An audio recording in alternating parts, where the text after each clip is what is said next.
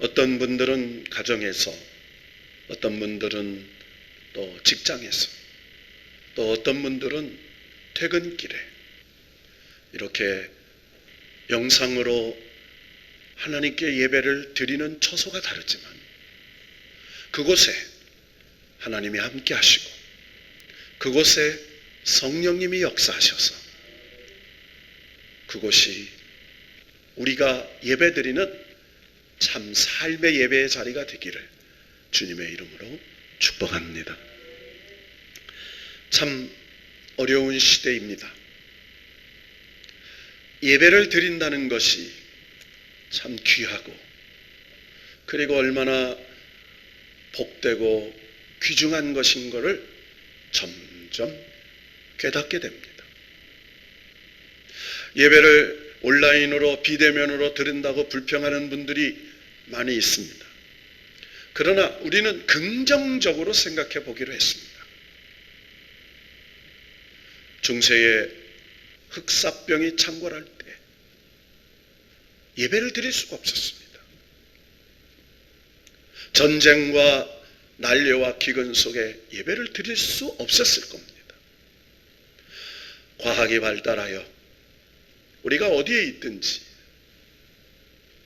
우리가 하나님께서 주시는 과학의 기능으로 몸은 비록 떨어져 있지만 영과 마음을 하나 묶어서 하나님께 예배드릴 수 있도록 해주신 것, 그렇게 생각해 보면 그것도 하나님께 감사하고 영광을 돌릴 일일 줄로 믿습니다.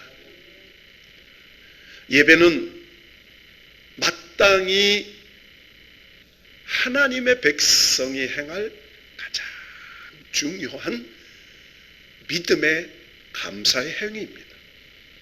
하나님이 가장 기뻐하시는 일이 예배입니다. 구원받은 성도들이 가장 하나님 앞에 구원받은 감사의 행위로 고백하는 예식이 예배입니다. 그래서 예배는 하나님과의 만남인 것입니다. 우리가 신령과 진정으로 하나님께 예배할 때 하나님이 우리의 예배를 받으시고 하나님이 준비하시는 위로와 소망과 응답과 축복을 내려주실 줄로 믿습니다. 계속해서 디모데전서의 말씀을 강론하고 있습니다. 우리는 하나님의 말씀을 해석하고 그 말씀을 믿음으로 듣고 성령께서 주시는 깨달음으로 내 삶에 적용하여 하나님의 능력과 은혜가 나타나는 것이 하나님의 말씀입니다. 말씀은 우리의 삶의 중심이요, 우리의 삶의 표대요, 우리의 삶의 기준인 줄로 믿습니다. 그래서 우리가 말씀을 읽을 때나 말씀을 들을 때에 그 말씀을 해석하고 깨닫고 이해하는 가장 중요한 원리가 있다면 텍스트와 콘텍스트를 이해를 해야 합니다. 자신의 형편과 상황에 따라서, 즉 콘텍스트를 따라서 성경을 요리하면 안 됩니다. 자신의 주관주의에 빠지기 쉽기 때문입니다. 한 구절을 따서 달랑 자기의 형편과 사정에 생각에 연결시켜서 받아들이면 안 된다는 거예요. 그래서 텍스트가 중요하죠. 그 성경의 말씀이 어떤 상황에서 어떤 사람들에게 어떤 조건으로 쓰여졌느냐 하는 것이에요.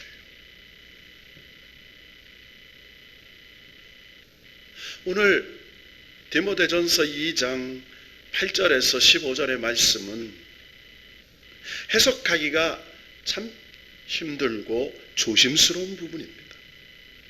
잘못하면 오해하기도 쉽고 또 이 말씀으로 인하여 남자와 여자가 갈등을 일으킬 수도 있는 조심스러운 말씀이기도 합니다. 여성에 대한 이야기가 많이 나옵니다. 1절 순종함으로 종용히 배우라, 이런 말씀이 나와요. 여자가 가르치는 것과 남자를 주관하는 것을 허락하지 않는다, 이렇게 나와요. 여성은 아담한 옷을 입어라, 그리고 염치와 정절로 해라. 여러분, 이 말씀의 문맥으로만 보면 남자가 아내에게 봐라, 성경에 이런 말이 나오잖아, 이런 말씀이 나오잖아 라고 단편적으로 해석하고 따질 수가 있습니다. 성경은 원래 본래적인 의미가 그 속에 담겨져 있습니다. 그러니까 이 말씀이 기록될 때는 지금으로부터 2000년 전이었어요. 그러니까 이 한반도가 고조선 시기였죠. 여러분, 2000년 전의 상황과 배경을 이해하지 못하면 이 말씀을 해석하기가 참으로 어려운 것입니다. 오늘 말씀을 잘 이해하기 위해서는 이 글이 어디에서 쓰였는지를 알아야 합니다. 이 글은 감옥에서 쓰여진 편지입니다. 사도 바울이 언제 죽을지 모르는 위기 속에서 사랑하는 영적 아들일과 같은 디모데에게 감옥에서 쓴 편지입니다. 즉 유언과 같이 한 말씀 한 말씀을 쓰고 있는 하나님께로부터 받은 영적 스승이요 영적 부모와 같은 바울이 영적 제자요 영적 아들인 디모데에게 쓴 편지입니다. 바울이 에베소 교회를 대신 맡아서 목회하고 있는 디모데에게 섬기는 교회를 목회자로서 어떻게 섬기고 그리고 그 교회 공동체에 함께 섬기는 장로님들과 그리고 성도들을 어떻게 가르치고 그 교회 공동체에 이방인과 그리고 귀족과 유대인과 노예와 이 수많은 다민족 공동체 속에서 어떤 교훈과 말씀의 권면을 가르쳐서 교회를 질서 있게 세울 것인가를 말씀하고 있는 내용입니다. 감옥에서 이제 얼마 남지 않으면 목숨이 순교할 수밖에 없는 위기에 처해 있었습니다. 그 감옥의 위기감에서 팽배했을 때에 교회를 세우기 위하여 교회를 사랑하는 성도들을 위해서 주신 공동체 말씀이라는 거예요. 오늘 말씀 10절을 보면 아주 중요한 말씀 한 절이 나옵니다. 이 전체 말씀을 해석하는 단서가 나옵니다. 우리 10절을 한번 다시 읽어보십시다. 시작. 오직 선행으로 하기를 원하노라. 이것이 하나님을 경외한다 하는 자들에게 마땅한 것이니라. 아멘. 하나님을 경외한다 하는 자들에게 마땅한 것이다. 그러니까 하나님을 믿는 백성, 하나님을 섬기는 구원받은 백성들이 마땅히 해야 할 일이 어떤 일이냐? 여러분, 도리라는 말이 있습니다. 사람 도리를 잘해야 돼. 성도의 도리를 다해야 돼. 자식된 도리를 다해야 돼. 부모의 도리를 다해야 돼. 이런 말을 하잖아요. 여러분, 도리라는 말이 무슨 말입니까? 맡은 사람의 입장에서 마땅히 행해야 할 바른 길이란 말이에요. 어떤 일을 해나가야 할 바른 방도, 바른 길, 바른 도리, 이런 말이죠. 여러분, 우리가 바른 길이 있습니다. 그릇된 길이 있습니다. 어떤 길로 가야 합니까? 바른 길로 가야 될 줄로 믿습니다. 성도라면 하나님이 인정하는 바른 길로, 바른 방법으로, 바른 도리로 하나님을 섬겨야 된다는 거예요. 그러니까 하나님의 백성으로서 하나님을 공경하는 것, 경외하는 것이 마땅한 도리라는 거예요. 여러분, 공경이라는 게 받들어 높이는 것이죠. 공손히 받들어 섬기는 것을 말하는 것입니다. 자, 그렇다면 하나님을 공경한다라는 말은 마땅한 것을 지키는 것, 즉 이런 말을 다른 말로 표현하면 기독교 윤리라고 말할 수 있어요. 기독교인이 가져야 할 가장 기본적인 윤리. 하나님의 부름을 받은 사람들, 그러니까 예수 그리스도의 은혜로 하나님의 택하심을 받았어, 하나님의 부름을 받았어, 예수 그리스도의 은혜로 구원받은 사람들, 하나님을 아버지라고 부르는 고백하는 자녀들이 마땅히 행해야 할 바른 도리가 뭐냐? 하나님을 공경하는 거라는 거예요. 여러분, 요한일서 3장 16절에 보면 이런 말씀이 나옵니다. 그가 우리를 위하여 목숨을 버리셨으니 우리가 이로써 사랑을 알고 우리도 형제를 위하여 목숨을 버리는 것이 마땅하니라. 마땅하다, 바른 도리다. 하나님이 우리를 위하여 예수 그리스도를 통하여 목숨을 버림으로 우리를 구원해 주셨기 때문에 우리도 하나님의 이 아들 예수 그리스도의 목숨을 버림으로 구원을 받은 우리라면 우리도 형제를 위하여 마땅히 목숨을 버리는 것이 도리다, 이 말이에요. 요한복음 15장 12절에 보면 이런 말씀이 있습니다. 내 계명은 곧 내가 너희를 사랑한 것 같이 너희도 서로 사랑하라 하는 이것이니라. 그러니까 예수 그리스도께서 우리를 죽기까지 사랑해 주셨어요. 십자가의 죽으심으로 우리를 구원해 주셨어요. 그 사랑을 받은 우리는 마땅히 서로를 사랑해야 할 도리가 있다는 거예요. 여러분, 사랑받은 사람이 남을 사랑하는 것 마땅한 겁니다. 그런데 사랑하지 않는 사람을 사랑해야 된다는 거예요. 하나님을 공경하는 자들에게는 이것이 당연한 도리라는 거예요. 그래서 오늘 이 말씀을 우리가 해석할 때 2장 1절을 이해하지 않으면 이 말씀을 전개해 갈 수가 없습니다. 2장 1절을 다시 지난주의 말씀 요절을 읽어봅시다. 시작. 그러므로 내가 첫째로 권하노니 모든 사람을 위하여 간구와 기도와 도구와 감사를 하되. 여러분,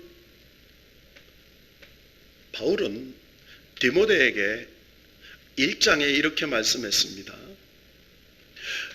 에베소 교회의 성도들에게 바른 교훈, 하나님의 교훈, 다른 교훈을 가르치지 말고 바른 교훈을 가르쳐라, 이렇게 말했어요. 여기서 말하는 바른 교훈은 예수 그리스도의 복음을 말합니다. 그래서 1장 10절에도 보면 바른 교훈을 거스르는 자를 위함이니 이렇게 나와요. 1장 3절에 보면 다른 교훈을 가르치지 말며 이렇게 나와요. 그러니까 다른 교훈, 잘못된 복음, 다른 복음을 전하지 말고 예수 그리스도께서 너희를 가르쳐 주신 복음, 바른 교훈을 가르쳐야 돼요. 그 당시에 이 초대교회, 에베소 교회만이 아니라 다른 이 마게도니아에 있는 교회들, 소아시아에 있는 교회들이 지금 이단, 즉 율법주의자들과 영지주의자들의 그 다른 사상과 신학, 다른 교리들이 틈을 타서 예수 그리스도를 믿고 그것으로 구원받는 게 부족하니까 율법을 지켜야 구원받는다, 할례를 받아야 한다, 그리고 절기를 지켜야 한다 라고 하는 십자가와 율법을 행함으로 구원을 받는다는 율법주의자들이 교회의 틈을 타고 있었습니다. 또 영지주의자들이 있습니다. 그들은 육은 악하고 영은 선하기 때문에 모든 것이 육신의 걸 행하는 모든 것들을 잘못됐다고 말하고 오직 영에 대한 것들을 강조하면서 이원론 사상으로 교회를 혼란케 했습니다. 다른 복음이 교회를 들어와서 교회의 복음을 송두리째 흔들고 있었습니다. 개바파, 베드로파, 그리고 바울파, 그리스도파, 아볼로파 여러 분파들이 나누어져서 자기들이 듣고 자기들이 배운 것이 전부인 것처럼 자기 주장을 하면서 교회가 혼란에 빠지고 있었습니다. 그러면서 1장 11절에 보면 바울이 디모데에게 이렇게 말합니다. 이 교훈은 뭘까요? 바른 교훈은 뭘까요? 십자가의 복음을 말합니다. 이 교훈은 내게 맡기신 바 복되신 하나님의 영광의 복음을 따름이니라. 이렇게 말해요. 따라합시다. 영광의 복음. 영광의 복음, 십자가로 말미암아 하나님의 자녀가 되고 하나님의 나라를 기업과 유업을 상속받는 하나님의 자녀가 되는 영광의 복음, 이걸 말하는 거예요. 그러면서 바울이 1장 12절에서부터 17절까지 자기가 어떤 사람이었는지를 간증해요. 바울이 누굽니까? 유대교를 신봉하는, 유일신 하나님을 믿는, 율법을 지키고 율법에 대해서는 아주 흠이 없는 자로, 자기는 히브리인 중에 히브리요 바리새인 중에 바리새인이요 율법으로는 흠이 없는 자라고 자긍심이 높았던 그런 바리새인이었습니다. 그런데 그가 열심히 득심이 되어 하나님을 율법을 열심히 지킨다고 믿었던 그 결과가 결국은 우리의 구주이신 예수 그리스도를 핍박하는, 예수 그리스도를 믿는 성도들을 박해하는 박해자요, 폭행자요, 비방자였다는 것을 다메섹 도상에서 부활하신 예수 그리스도를 깨닫고 알게 되었어요. 여러분, 나의 나된 것을 알게 되는 것은 부활하신 주님, 나를 구원하신 주님을 만났을 때 비로소 나를 발견하게 되는 것입니다. 하나님을 알지 못하면 자신을 발견하지 못해요. 여러분, 하나님을 믿게 되면 비로소 자기의 존재를 깨닫게 되죠. 하나님을 믿게 되면 내가 죄인이라는 걸 깨닫습니다. 그래서 바울이 1장 13절에 뭐라고 얘기합니까? 내가 전에는 비방자요, 박해자요, 폭행자였으나, 내가 비방자, 박행자, 폭행자, 그런 아주 패역한 사람이었지만 하나님의 긍휼을 입은 것은 내가 믿지 아니할 때에 알지도 못하고 행하였음을 하나님이 용서해 주셨다는 거예요. 내가 알지 못하고 믿지 못했을 때 행하였던 것, 그래서 나를 예수 그리스도께서 나를 능하신 십자가의 은혜로 구원해 주셔서 예수 안에 있는 믿음과 사랑과 은혜로 나를 구원해 주신 것, 그 후에 내가 비로소 내가 어떤 사람인가를 깨닫게 되었다. 자기의 과거를 간증합니다. 나는 비방자였다. 나는 박해자였다. 나는 폭행자였다. 그러면서 예수님께서 나 박해자요, 비방자요, 폭행자인 나를 기다려주신 게 뭐예요? 16절에 내가 긍휼을 입은 까닭은 예수 그리스도께서 내게 먼저 일체 오래 참으심을 보이사, 예수 그리스도께서 나를 오래 참아주셨기 때문이라는 거예요. 주를 믿어 영생을 얻는 자들에게 본이 되게 하시려고 기다려주셨다는 거예요.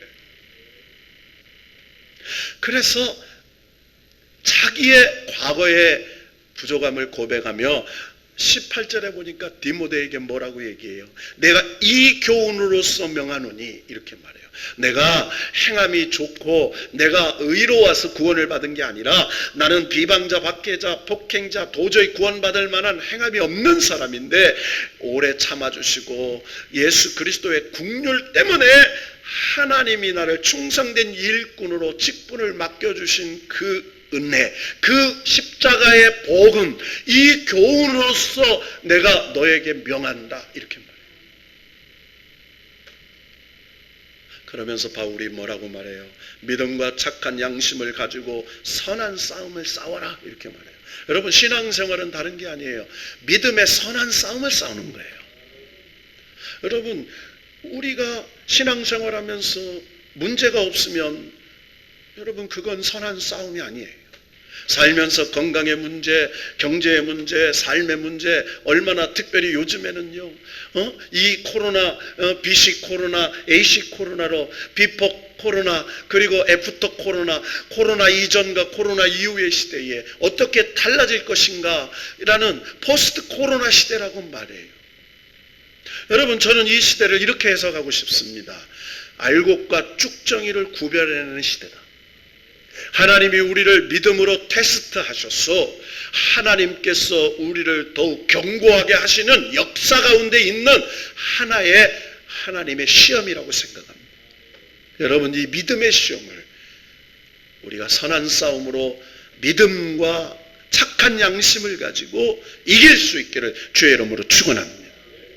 자, 그러면서 2장에 들어와서 그러면서 신앙생활하는 이 믿음의 착한 양심을 가지고 선한 싸움을 싸우는데 그냥 싸우는 게 아니라는 거예요. 우리는 후메네와 알렉산더처럼 사단에게 내어준 것처럼 세상으로 떠날 수 있어요. 배교할 수 있어. 잘못될 수 있어. 그래서 하나님의 은혜 가운데 거해야 되는데, 그래서 우리가 가장 신앙생활, 믿음을 지키기 위해서 할 게 뭐냐? 2장 1절에 그러므로 내가 첫째로 권하노니 이렇게 말해요. 몇 째로 권해요? 여기서는 우선순위, 중요성을 말하는 겁니다.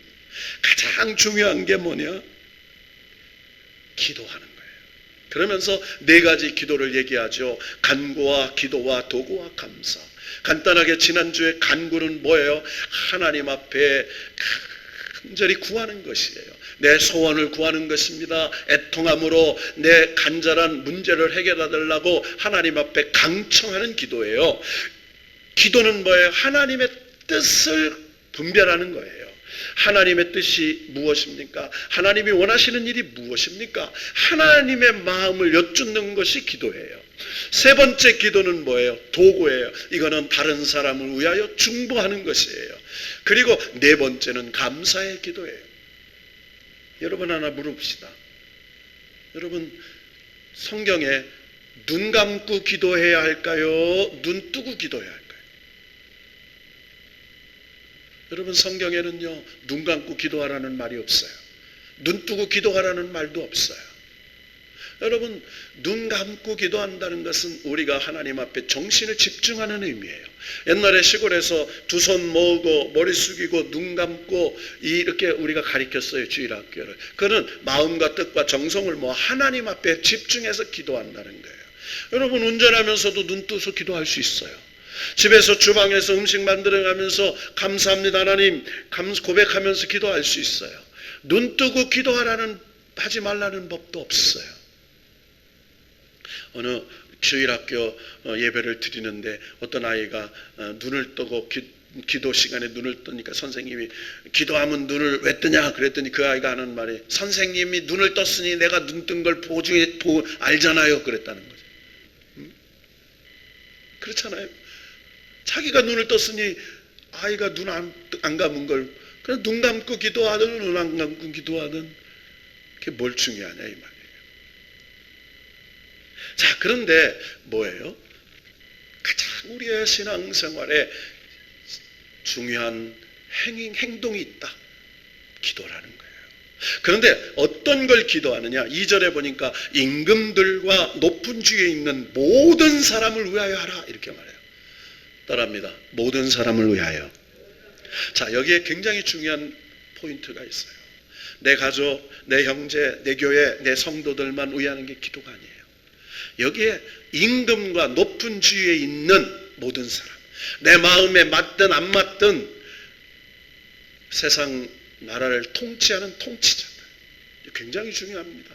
여러분, 우리가 신앙생활 하다 보면 내 마음에 안 드는 정치가도 있잖아요.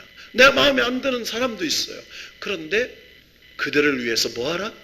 기도하라.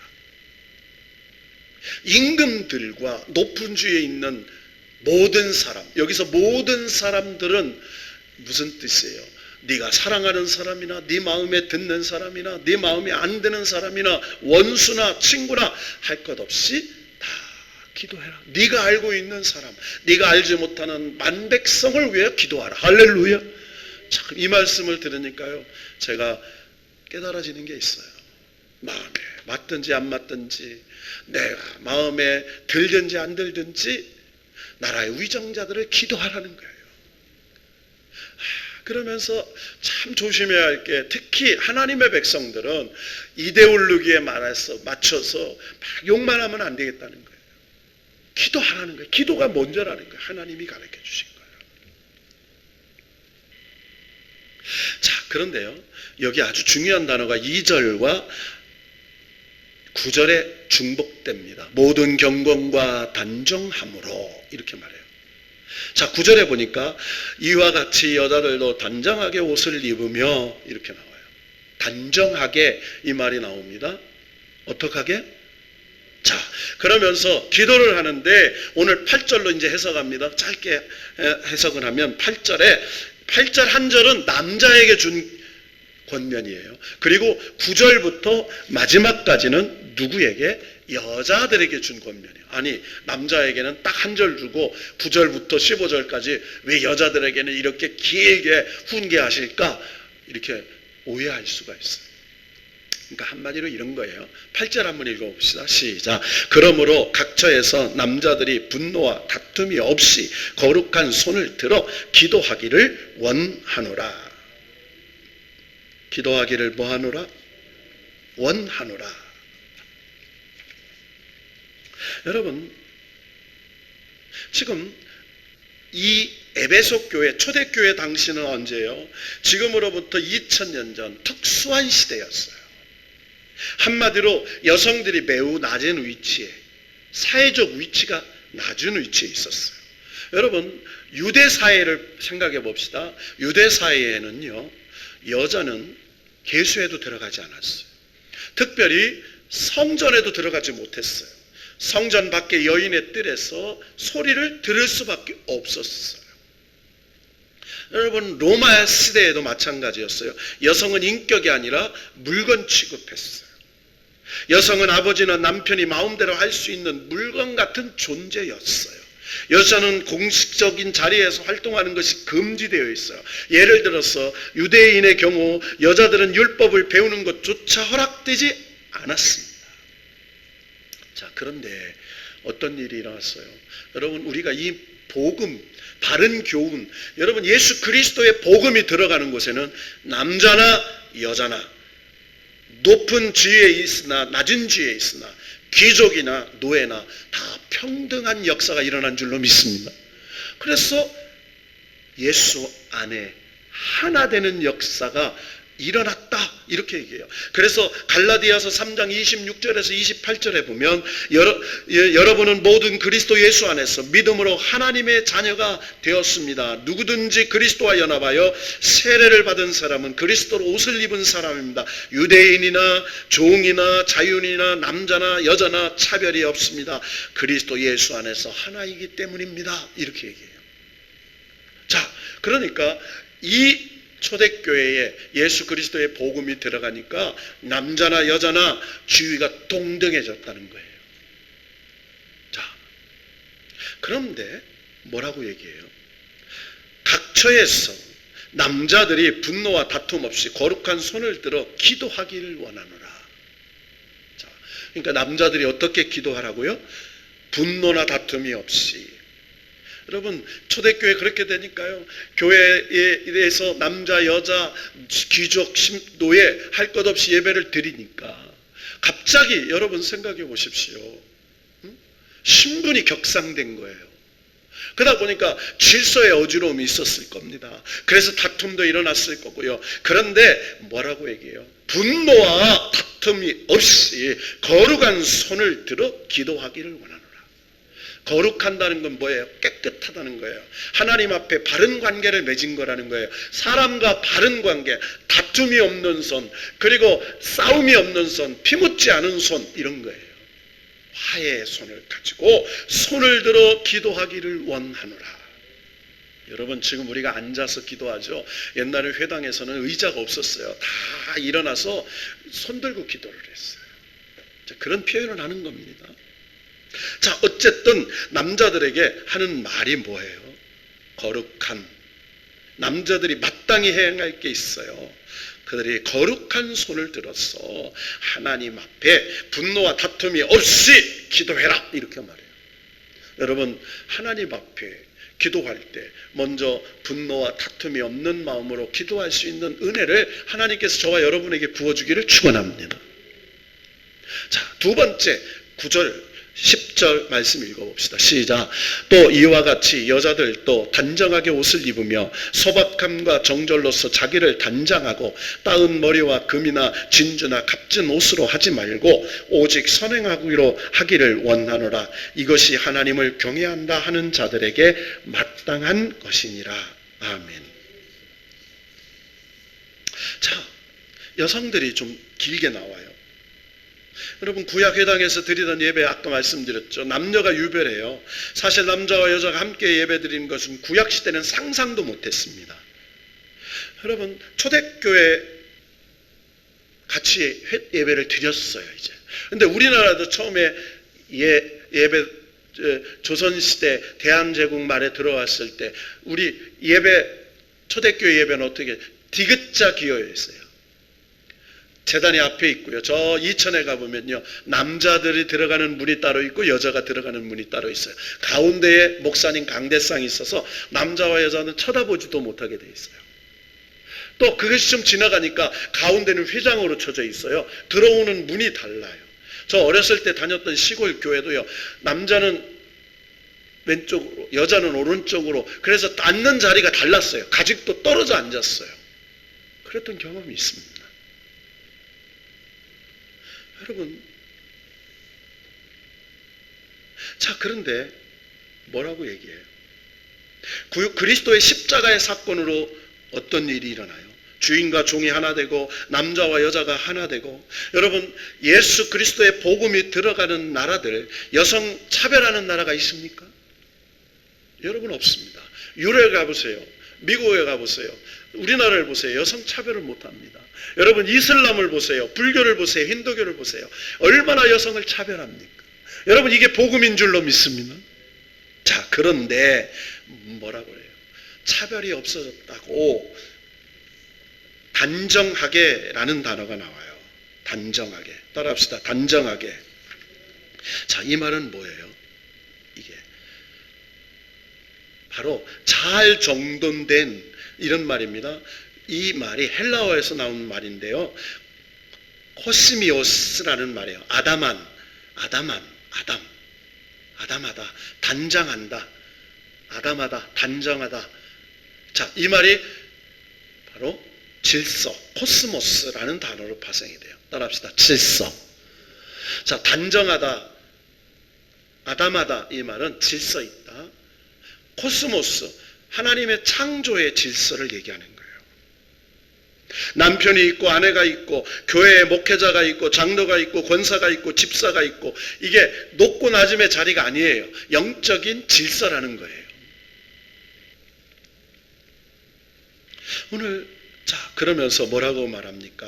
자, 소박함과 정결로서 자기를 단장하고 따은 머리나 금이나 진주나 값진 옷으로 하지 말고. 뭐예요? 그 당시에 교회에 귀분도 있고 노예 출신의 아내도 있을 거 아니에요? 노예도 있을 거 아닙니까? 교회 오는데 금, 진주, 값진 것으로 오면 가난한 노예들이 얼마나 박한감 없겠어요. 그러니까 교회 올 때는 단정하게, 소박하게, 서로 상처받지 않도록 그렇게 오라는 거예요. 절제하며 오라는 겁니다.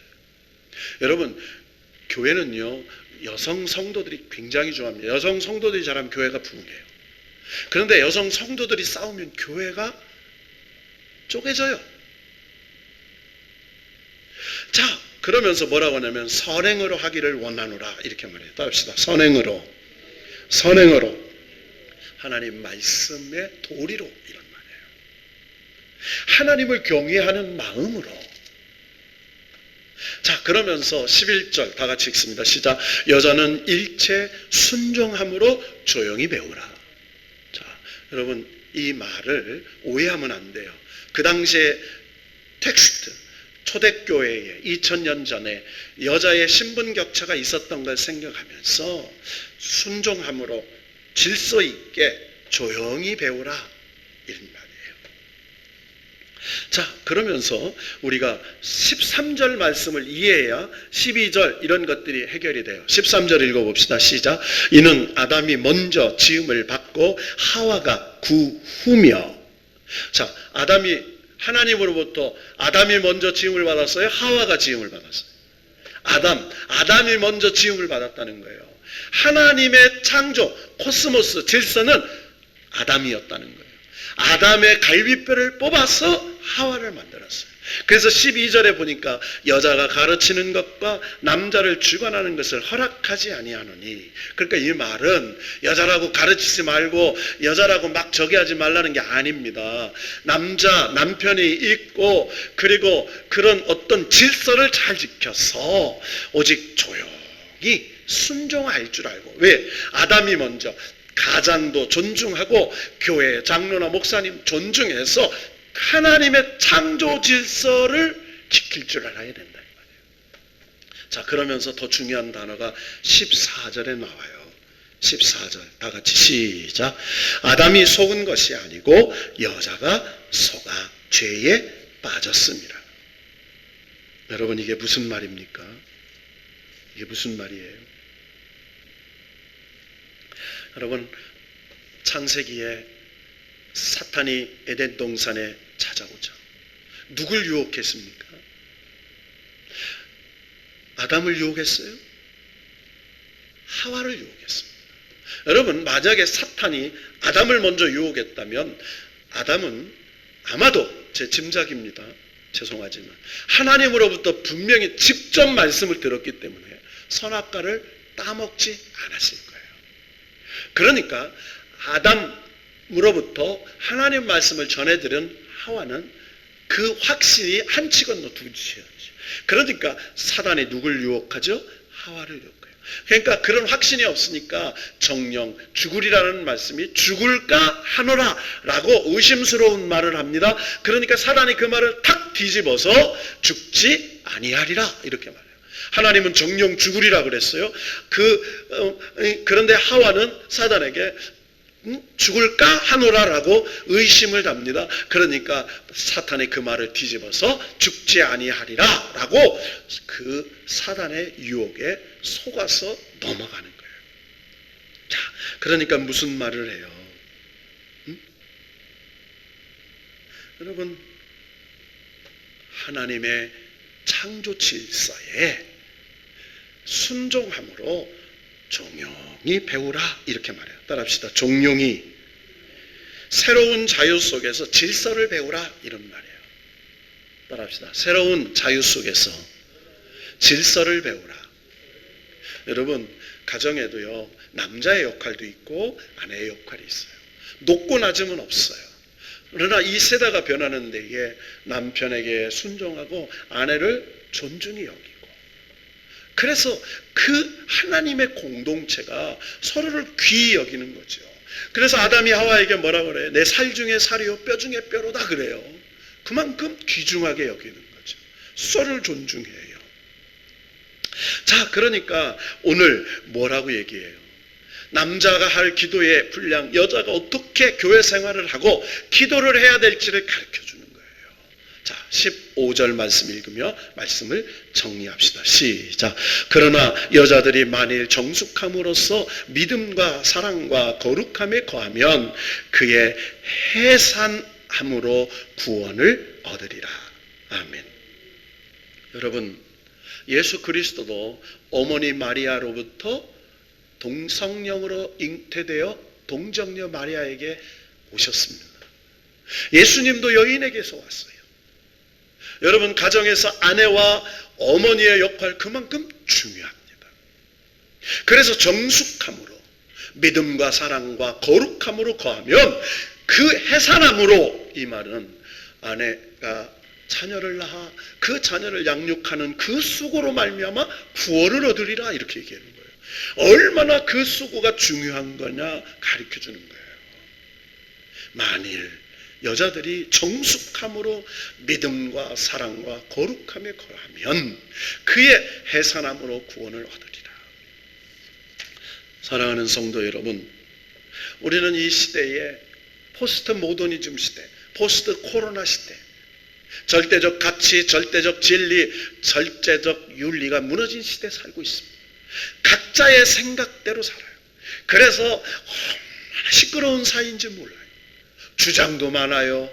요구도 많아요. 그래서 세상이 혼란스러워요. 그때 우리의 중심이 어디에 있어요? 하나님 말씀에 있는 줄로 믿습니다. 바로 하나님의 창조질서. 하나님께서 이 세상의 모든 것을 창조하신 후에 마지막으로 남자와 여자를 지으시고 보시기에 참으로 좋았더라.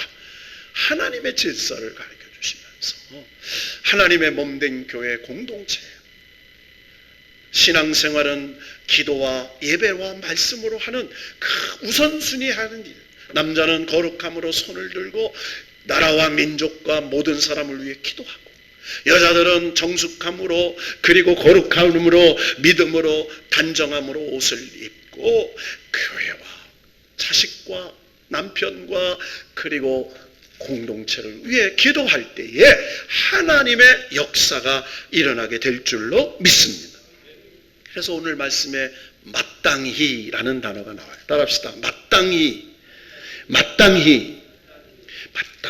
당연한 도리라고 말하는 거예요.